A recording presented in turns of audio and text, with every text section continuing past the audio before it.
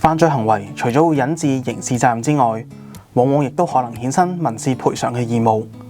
今日我哋就為大家介紹一下有關犯罪而生嘅民事責任嘅相關規定。根據刑法典第121條嘅規定，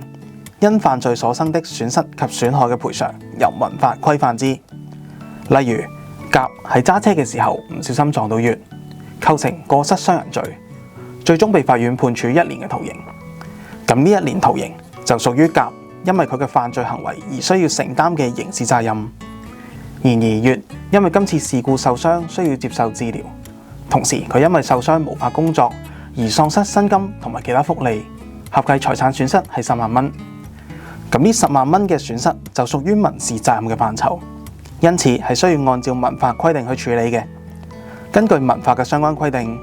因故意或過失不法侵犯他人權利者，有義務就其侵犯所造成嘅損害向受害人作出損害賠償。